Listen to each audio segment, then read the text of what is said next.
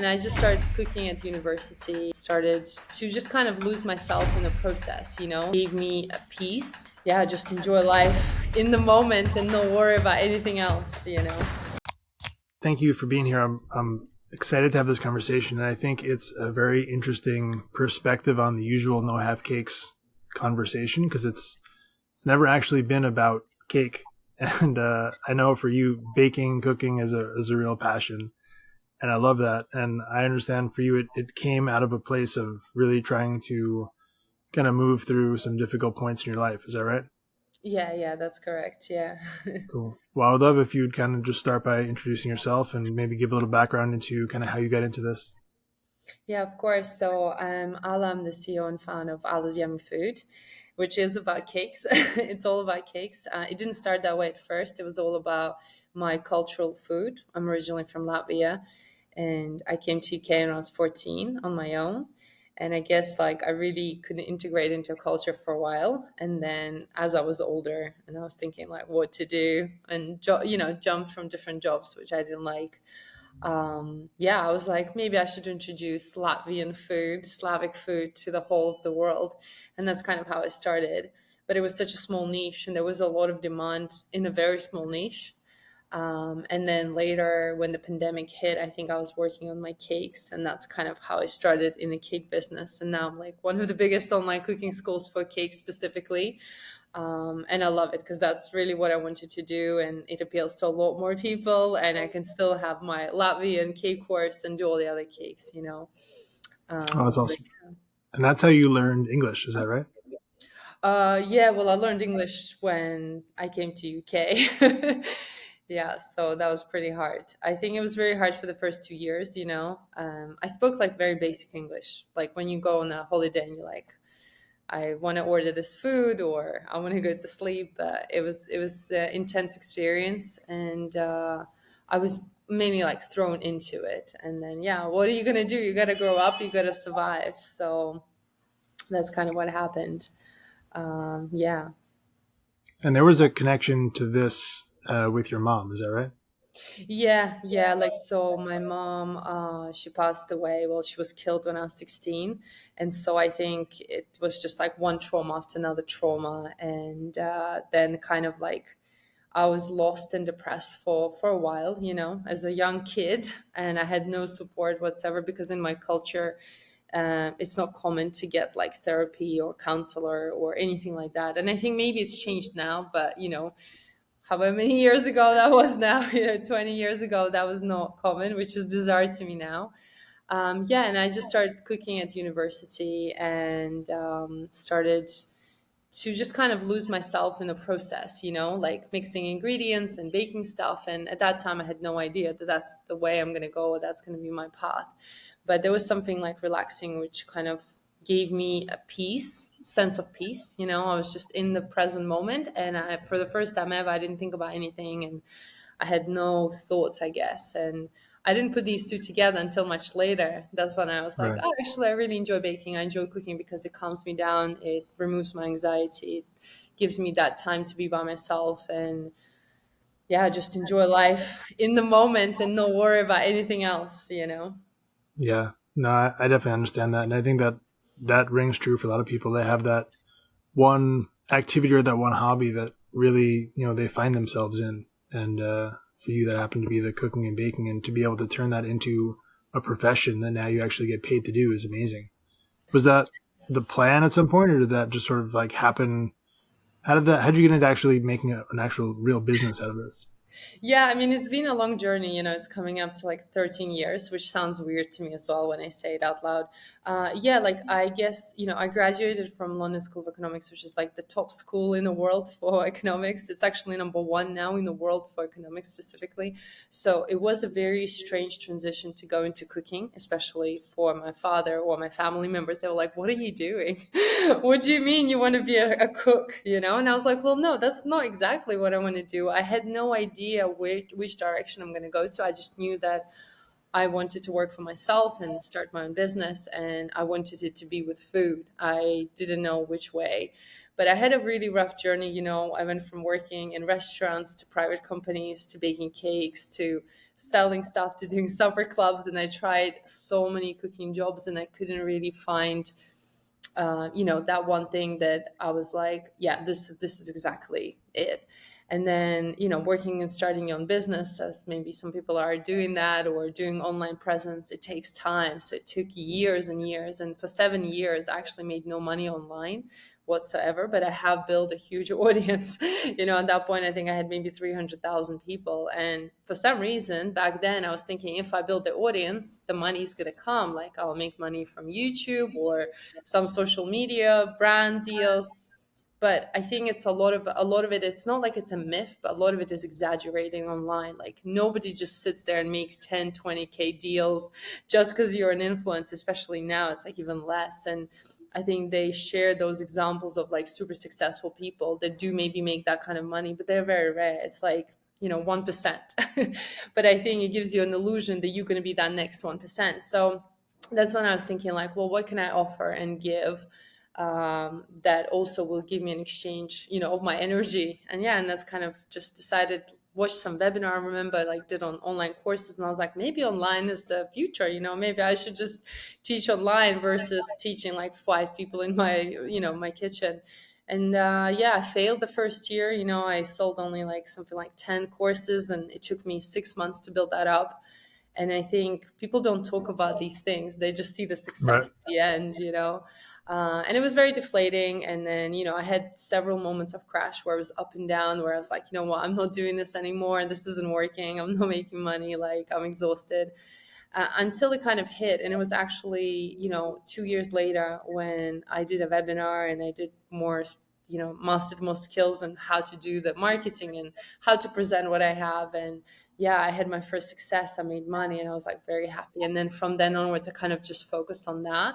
And now, I built like a huge school, and, I think I have over 10 or 12 like full on 3 months courses for cakes, which are all like French pastry and very easy. And they are kind of taught in a way that any person would understand, because I was never, I was never a chef from 12 years old, or like, I don't have one of those stories. I was just a girl that was really lost, in her teens, and just wanted to cook to make myself happy, and kind of, get out of that sadness. And then I realized, like, hey, actually, I do have a talent. I have a talent in design and creativity and the flavors. And why don't I just kind of explore further that? And so now it's been 13 years, and I can say that the last was like 5 years now. 5 years, it's just been very successful and very sort of steady. I have not grown it further, which I think I can, but I do need partners at this stage, because there's only so much I can do on my own. So Yeah. that's where I'm at. Well, it's impressive that you stuck with it for that long. I mean, 7 or 8 years of doing it with like no money coming in or no real like feedback that, hey, this thing is going to work. To stick with something for that long is a huge accomplishment. I think most people would have given up long before that. Thanks. Yeah. I do realize it now. For some reason, I was just I think I'm quite stubborn, and I was like, it's eventually gonna pop, or I'll hear something else. And like unfortunately, it is a really hard grind, and I did have to sacrifice, a lot of the things, which I realize now, I sacrificed my weekends, or I would sacrifice my relationships, and because I was just working, and all I cared about was just building this business that I had a vision for. I knew I was going to get there. I just didn't know how, and it wasn't working. So, along the way, it was really frustrating and deflating because it didn't work. But it's just something that the voice inside of me was like, no, it's going to happen. Mm. And I don't want to obviously give false hope to people in case, they're grinding and nothing's happening. Like, I changed it up. I tried many, many things before I found that one thing that worked. Unfortunately, it just took me too long. Yeah. And I don't advise doing what I did. If I look back on it now, I'm like, well, actually I could have hired maybe some coaches, maybe some help, maybe some professionals who could have just kind of made this way easier. But I didn't have money, and I couldn't afford to pay for anybody. So it was like in this like loop of stuck where you want to get someone to help you, but you can't, because the mentality is not there as well, like the mindset to pay for someone to help you. That's what I'm hearing you say, is really like through the time you didn't quit, but you shifted what you did, right? So you took a different approach, you tried something else to make it work better, but you still never quit on your original idea. And I Yeah. think that's the lesson that I think people could take from this is like, hey, if you have a passion that you really want to see happen and you believe in yourself, just keep doing it. Like, don't quit on yourself. Maybe you take a different approach. Maybe you get a coach. You take some podcasts, learn some things, but Yeah. don't quit, right? Because if you quit, it's never going to happen. And Yeah. I think if you look at how you maybe could have spent those 7 years, you could have been, I don't know, going out on the weekends and going on vacation and doing whatever else you could have done with that time. And that time would have passed anyway, but you wouldn't have been where you are now, right? You wouldn't have been in the spot where you get to do this for a living and you get to really enjoy your life. And I think that we very often forget that time is going to pass anyway. And we think we need these instant results. We need this result tomorrow. I want to be successful. Yeah. But if we just continue to pursue that dream and understand it's not up to us necessarily when that time is, we just got to keep doing the thing that we're passionate about and helping people. And eventually it happens. Is that right? Yeah, I agree with you 100%. I think the main thing is not giving up on you and your idea, but it's very hard in this journey, I think, because you do start to doubt yourself. You start to doubt your skills, even if you're good. I was an amazing, well, no, I still am amazing baker, and I had so much validation from people, but it's almost like didn't matter at points. You do start to feel low and you're like, maybe I'm not that good. Maybe everyone else is better. Maybe they've got something that I don't have. And I was always thinking like, well, they have a team, or, well, they have a husband that's helping with like operations. But I'm lucky enough that I had my sister that kind of was just there with me through these low moments, reminding me like who I am, how far I've come, and that just keep going, kind of thing. And I also remember advice from my dad. He unfortunately passed away a few years ago as well. But he told me like on average it takes 10 years for a business to really succeed. I mean, he was talking more about traditional businesses, but I think it could also be applied to my business. And I remember after hearing that, I was like, you know what, I'm going to give it 10 years. And after that, I have still nothing, I haven't reached a point where I'm happy business wise. Then I'm just going to quit at that point. And I was like, that's fair. 10 years is probably a long Yeah. enough time to kind of give it a try. But I do think we live in a world now where we want everything fast, and we constantly see, like, I even see, like, my partner just started, his own coaching business, and it's been a year, and it's hard. It's a grind. It's hard. It's not like everybody says to you on YouTube reel in 3 seconds, yeah, just do this and you will have a 100K business. Yeah, it's fun. Just these 5 steps, these 3 techniques. And I think, yeah, it just gives you a false evidence that everybody's doing well and everyone's making tons of money and everyone's just kind of doing it in 6 months or less. But that's not truth and reality. But people don't want to hear that. I think that's probably why it's not Yeah. very popular. Yeah, but it's true. And I mean, we talk about it all the time that isn't the most exciting advice. No one wants to hear that. They're not going to pay you for that advice, right? So if you're a business coach, you make money by coaching other people, you don't want to tell them, hey, it's going to suck. It's going to be really hard. It's going to take you a long time. I'm going to go hire the coach who's going to say, it's going to be fun and we're going to get it done in 3 months. Yeah. But right, what ends up happening is it doesn't work in 3 months and then you think you're a failure or you're not good enough. And it's sad to see because how many great ideas never get launched because people, they believe that they are a failure because it didn't happen for them in 3 months or even 3 years. Yeah. And I love your story for that reason. It's just, you got to take time. To me, it's almost like you could have the most amazing recipe for a cake, but if you put that cake in the oven for 3 minutes, it's going to come out. It's going to be a sloppy mess. Like you can't eat that cake. You got to let that cake cook until the cake is done.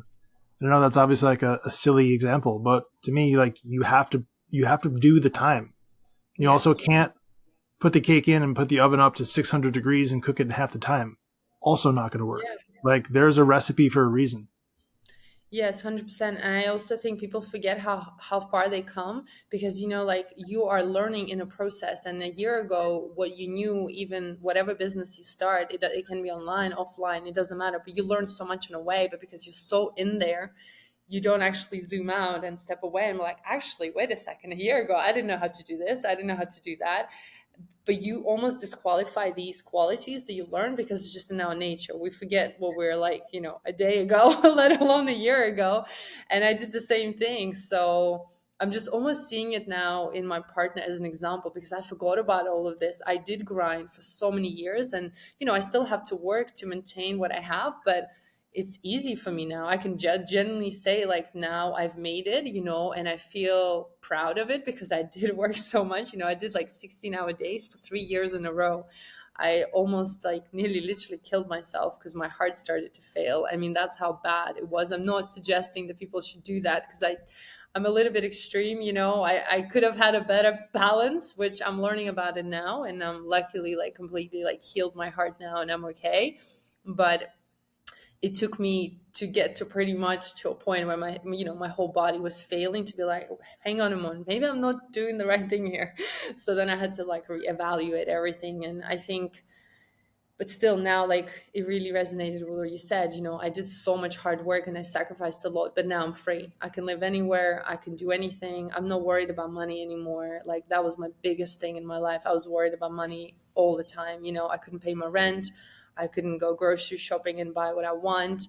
Money was on my mind 24/7, and I was, wanted to learn and read and listen to podcasts about people who made it. And a lot of them have similar stories. A lot of them have similar stories where they do go through this massive journey of up and down. Eventually they make it. But for some reason, the brain doesn't register that. You still think it's going to be easier. You still think you're going to be like, nah, it's not going to take me this long. It's fine. I'll do it in a year or two. And then you almost like set yourself for this failure and disappointment because that doesn't happen. But yeah, we're always learning, I think, constantly. Yeah. So what do you think is next for you? Like, is there a plan for growing this further, or you want to continue to kind of let this one ride and maybe find something else to pursue? Yeah, like I've kind of taken like a ride for the last 2 years just to give myself a break. And I was like, actually, it's okay. I'm good. I do have plans. I am finishing writing my book, and it's in a slightly different direction. It's more about like the journey I've been on and focusing more on like mindset things, like my life and money and relationships and health, because I lived it all and I kind of just wanted to share that experience with people and maybe go into that direction, more like spiritual sort of mindset journey. But I also want to take my Alla's Yummy Food business to the next level, but I need to find a partner. And so I decided that I need to just find somebody who is going to help me to go to that next level so I can step away, but still keep the company that I've been growing, for the last 12 years. I do think I'm ready for the next journey though on myself and kind of go into a new direction of helping people. Yeah. Yeah, so that's the plan. That's good though. And I love kind of how you talk about, growing in the relationships and yourself and everything beyond just the dollar value. Because I think that, even for me, when I started, it was let's pursue the most money first.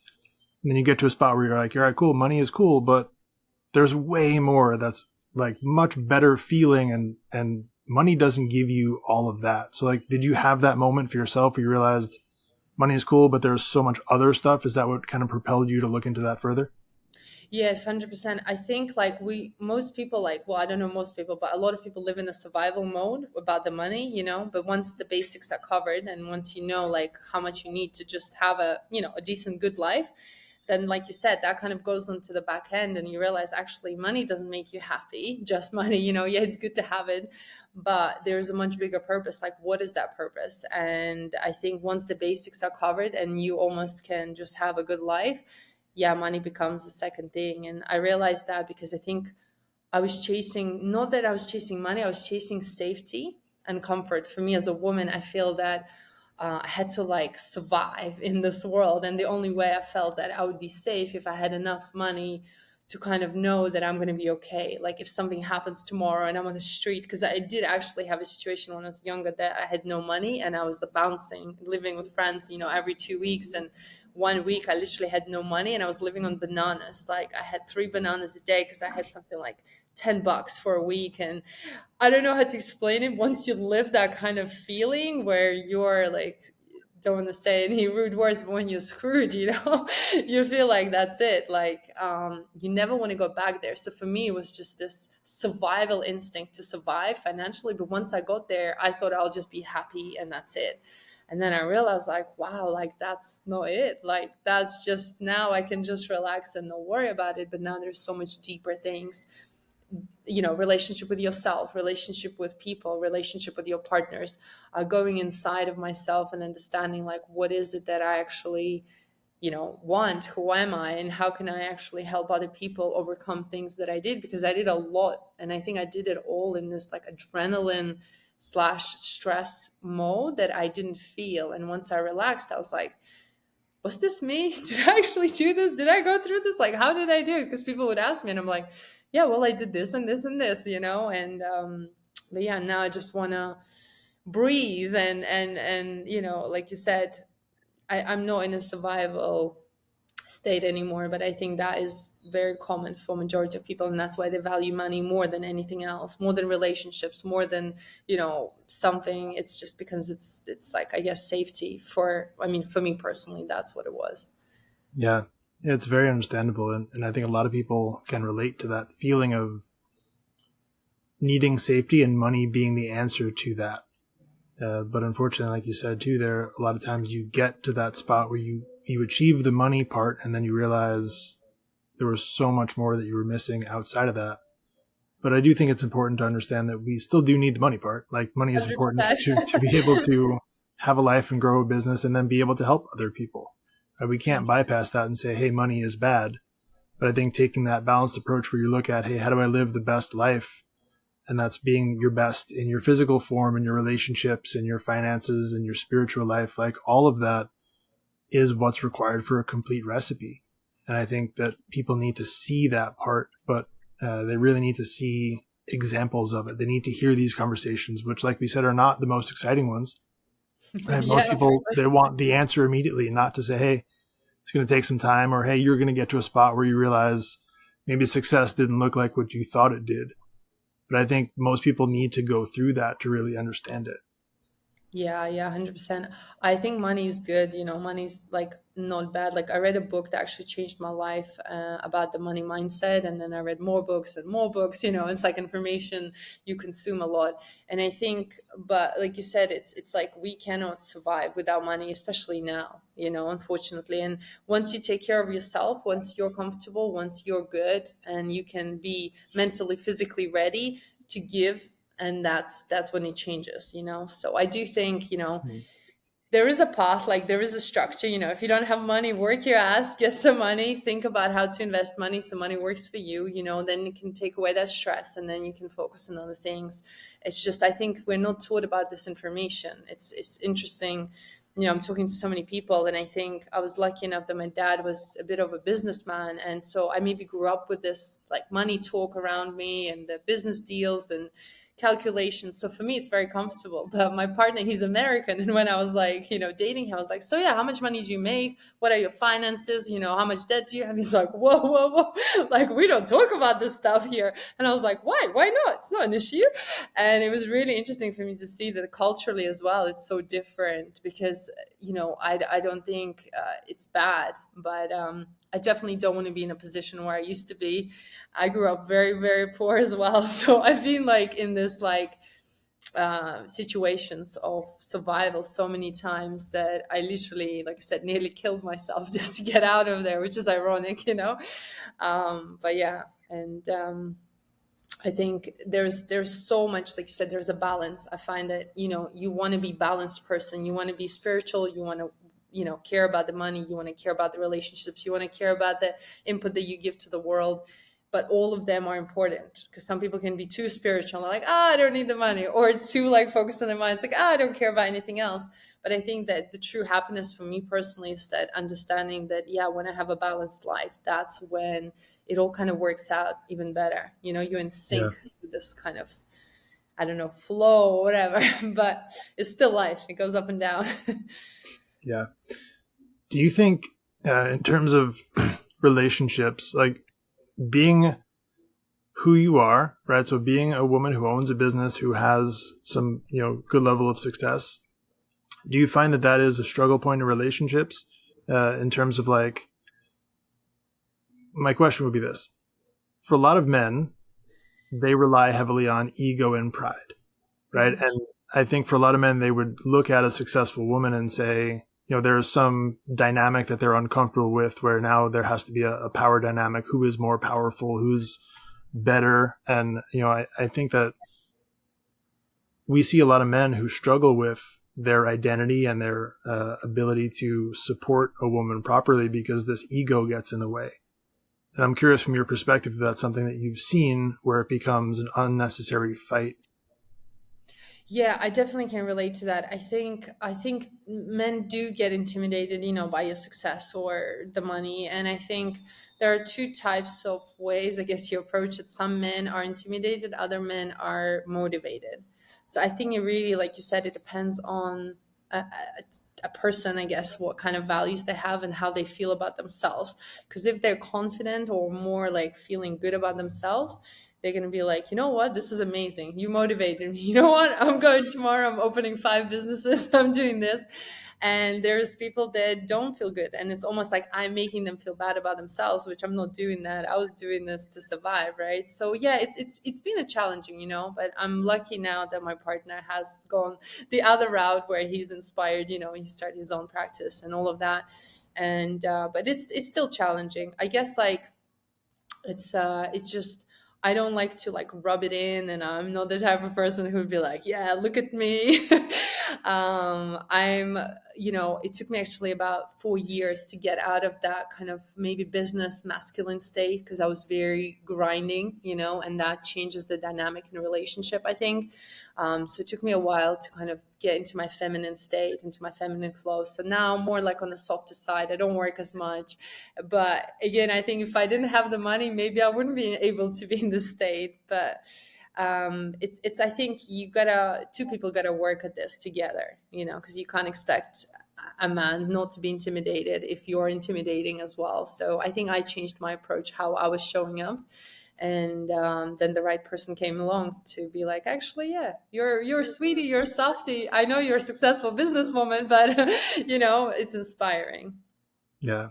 I love that. And I think you raise a good point there where it really has to not be about competition between the two to see who is better at what, but more of a flow state where each one is operating as their best and you're inspiring each other, not competing with each other. I think that's a Yeah. great point. Yeah, I think it's very easy to get into that competition. I mean, like it just kind of happens unnaturally, and I think because men are usually more competitive anyway, like you said, right? Like, and it's just about, I guess, finding the strength of each person and focusing on those versus like on the negative things, or because if you tell somebody that they're amazing every day or that they can achieve anything in this life, eventually, even if they don't believe it, if you hear that message over and over again, you start to believe it, and you automatically start to become a different person because you're looking for things, and it's crazy how it works, because it's just repetitive message over and over again. So if you have a partner that's supportive and is telling you, hey, you're great, you're going to succeed one day, tomorrow, in a year, I believe in you, that's usually enough for a lot of people to be like, you know what, I can do this. I Yeah. can keep going, I can become something. Yeah, so important. So for someone who maybe doesn't have that partner yet, who's maybe just kind of on their own, like let's go back to earlier you, where Yeah. do you find that drive? I just have a lot of energy, so I don't know. Like, I mean, I did crash, and my sister was like, "Yeah, you're gonna be fine. Keep going." I mean, she wasn't my partner, but every 6 months, I would crash into like full on depression. I'd be like, "I'm not good at anything. Nothing works," and I would get angry and sad, and I would cry for like a whole night. Um, but I don't know, there's something inside of me, and I do think maybe I'm not from this planet, because it's just I have a lot of energy, and when I get excited, that energy just comes from somewhere, and I don't know from where. So if I'm like, right, I need to just get this is what I want, there's nothing that's going to stop me to get there. And it's not in a bad way, as in like I'm just very excited, and I'm just like, yes, I'm going to do it. I'm going to crash, and even if I crash, I'm like, it doesn't matter. I will have a few days, I'll cry, and then I'm going to get back on the horse. And like I said, it was my superpower, but also destroyed me. So I guess just For me, it's just finding new ways. Like if you don't have a partner that motivates you, then listen to podcasts, read books, do online courses. There's so much free information now that can, there could be just one sentence that would be like, you know what, this works. This, I've been feeling sorry for myself, go into this victim mode, and then you're like, no, you know what, I'm in charge of my life. I decide what I want to do. And as soon as you take that power back and you feel that you're in control of your own life, and that it's not government's fault, your ex-boyfriend's fault, friends, whatever, mother, father, and you feel more powerful, and that gives you energy. And with that energy you can create and just do more. Yeah. So, yeah. I think that's the most important thing. And, there are days when I do feel sorry for myself still. And I'm just like, yeah, poor me. This happened to me. That happened to me. I don't want to do anything. And then I like remember, like, okay, no, who am I? I can do this. And that's kind of how I've been doing it. Do you think part of that comes from pursuing your purpose? Like, because it's something that's deeply rooted in what brings you joy, that the joy kind of comes out of you, and it makes it a little easier when, rather than just doing something purely for the money, but doing something that brings you joy and kind of fills that satisfaction inside of you. Yes and no, like I thought that's what it was, but because now I'm changing direction, I was like, wait a second, I thought my whole purpose was making cakes my entire life. And now that the purpose changed because I've changed, I think it's just whatever is motivating and driving you right now. And I think if that's doing any specific field or area and you're still excited about it, that's going to keep you going and that's going to get you somewhere. But if you're like, I don't really want to do this is not for me, then it's probably not going to give you energy. When it feels like a lot of effort, which a lot of things still do. Like, there are parts of the jobs that I don't like doing, but I'm like, okay, I'll just do it. I know it's fast. But if you're feeling like that constantly every day, it's a grind every day, you're like, oh, I don't want to do this. This is stressful. This is that. Then you're constantly not pushing yourself forward. You're almost like convincing and fighting in your brain of what you actually want to do and what you're not doing. And it gets complicated, especially when money's in a picture, because a lot of people can't just do what they want to do because they need to pay the bills. And I totally get that because I was in this situation. So it sucks. I would never want to go back. Um, but you just come up with creative ways, and sometimes it's just not comfortable for a while. You might need to do 5 jobs at a time just to make the money, just so you can get out of it eventually. It's like, I think I realized like that we don't like being uncomfortable.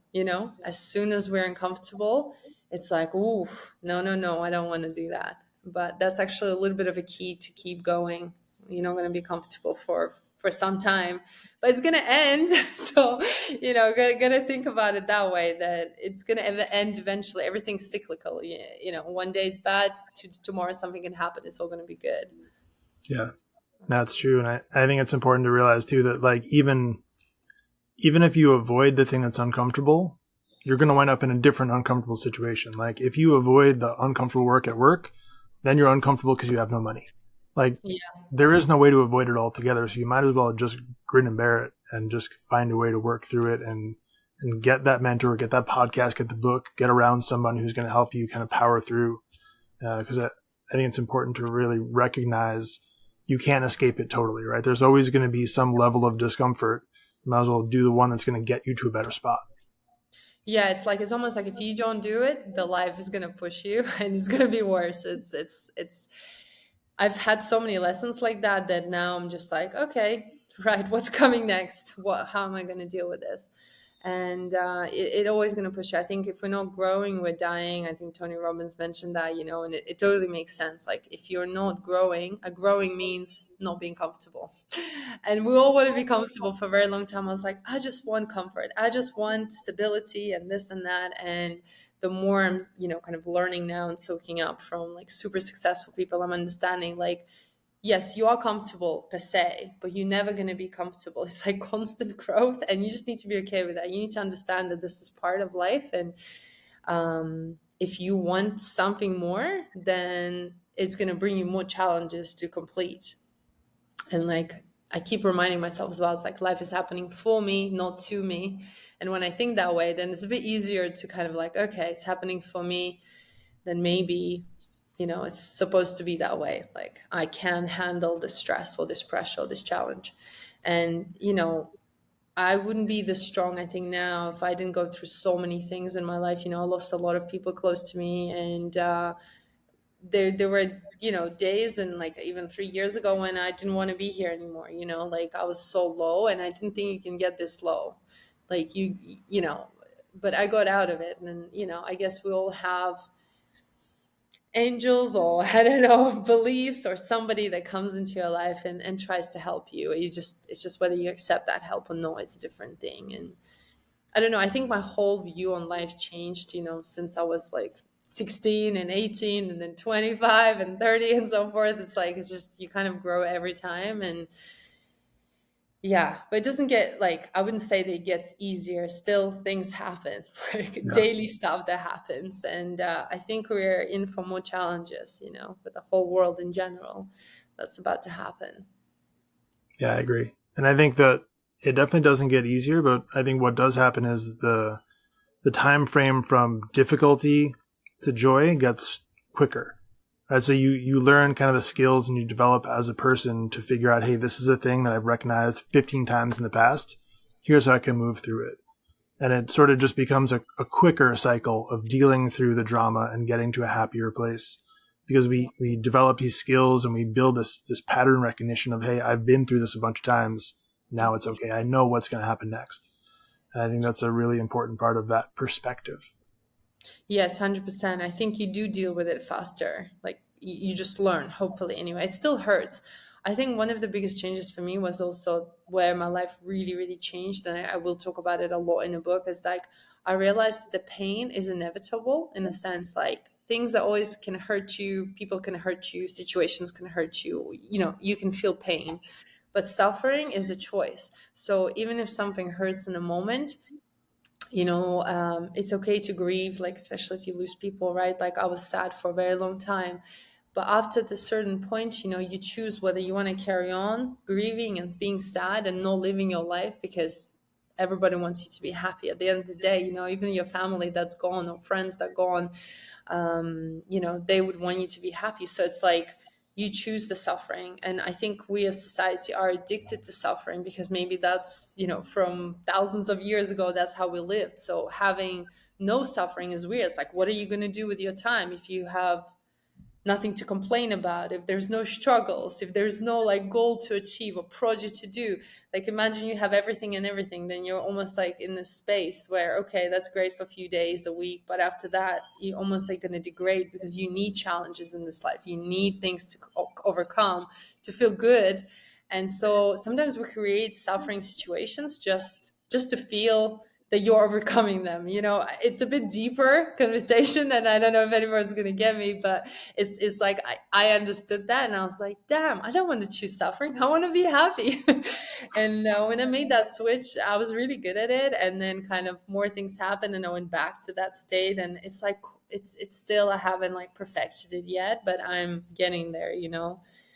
It's Yeah. almost like, imagine you're in a computer game where, something happens and you're like, okay, I can do A or I can do B. A is going to hurt me more. B is still going to hurt, but I choose to look after myself, or something like that.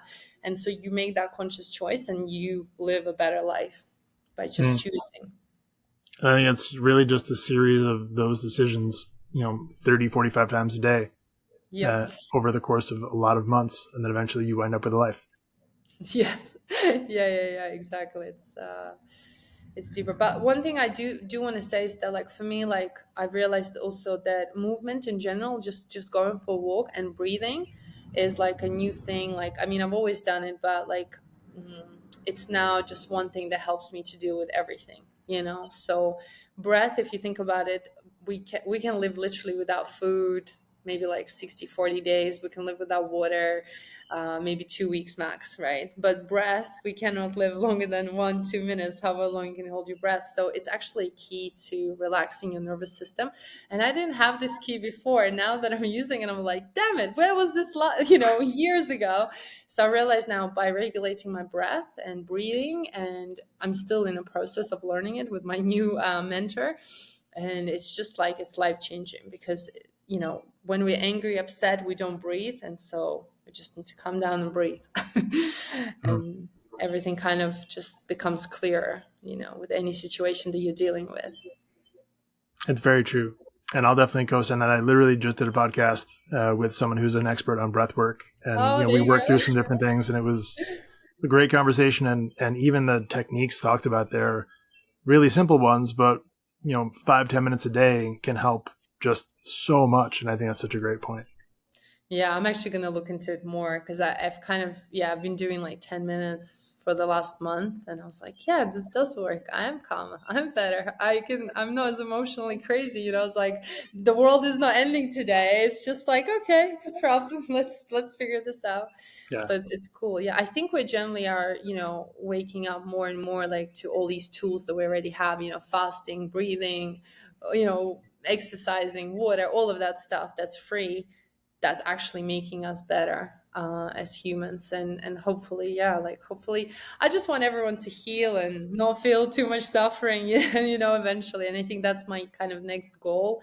I haven't like really put like the this picture of what it is, but I just want people to suffer less, and I want people to be happier, in the sense that you can choose, you're in control, you have the power, so you can be strong, because that gives you the power. If you know that you're in charge, you can change it. If you know that you're not in charge and everything else is controlling you, then of course you will feel powerless, and that's like really depressing. Yeah. Well, I really just want to thank you for this conversation and for this time. It's amazing to have such a deep conversation about so much more than just cake. And I want to celebrate you for really pursuing not only your baking business and your courses and everything else, but just being the best version of you, because now you get to inspire so many more people to do the same. And I can't tell you how much of a difference that makes. So thank you for doing what you do. Thank you so much. Thank you for having me. It's been a Yeah, pleasure. same. Thank you. Hey, before we go, can I pray for you real quick? Dear Heavenly Father, I want to thank you for this day, for the breath in our lungs and the hope in our hearts, for giving us this opportunity to sit together with our guests, for giving them the wisdom and the dedication to continue to pursue their best version of themselves, and show up not only for themselves, but for the people around them, for people who we may not necessarily know yet. And I ask you continue to give us the discipline to understand between right and wrong, the breath, the opportunity to show up and be in those moments, the wisdom, the courage, and the faith to continue to pursue the things that you've called us to pursue. Father, I ask all these things in your name. Amen. I love you.